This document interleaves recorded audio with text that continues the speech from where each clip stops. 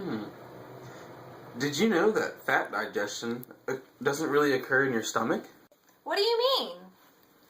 It begins in the stomach, but only about 10 or 15% is actually digested.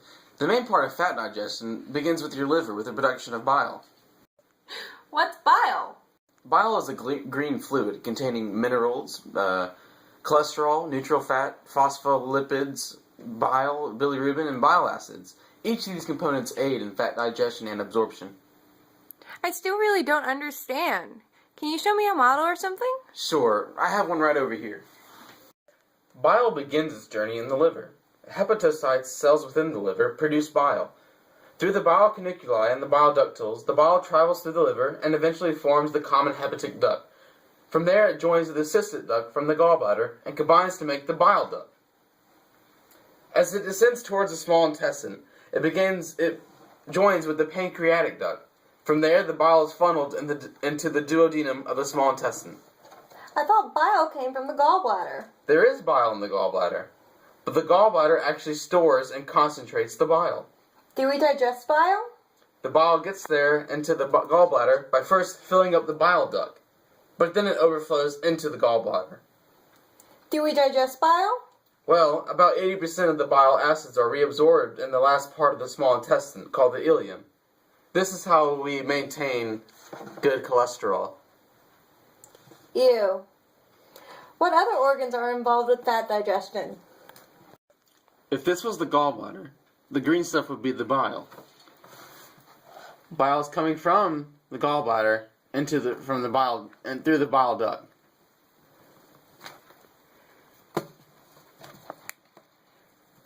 It goes through the bile duct into the pancreas, where it then joins with the pancreatic duct and funnels into the duodenum.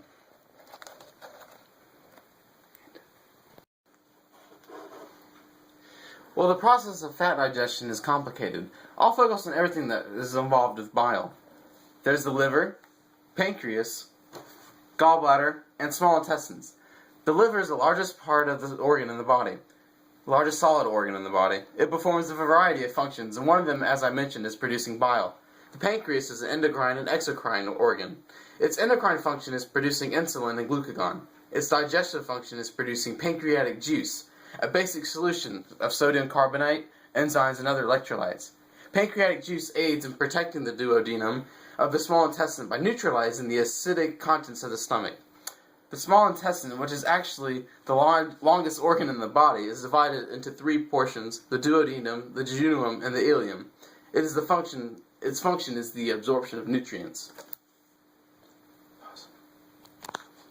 What's some more detail on the small intestine tissue? Well, they're important physiologically and anatomically in regards of digestion. The circular folds cause the chyme to decline in progression and mix. Mixing thoroughly allows absorption. Projections called villi are covered with two kinds of cells: enterocytes that absorb and goblet cells that secrete. Villi basically represents this.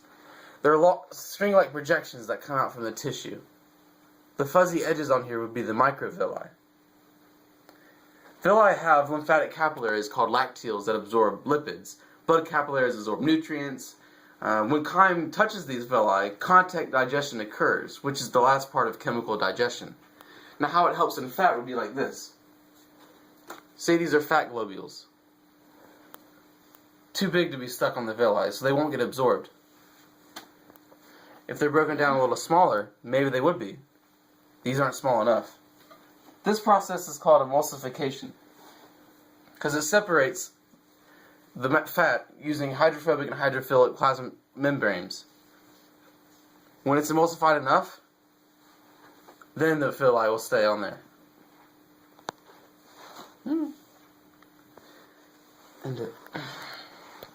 Well, that's all I know.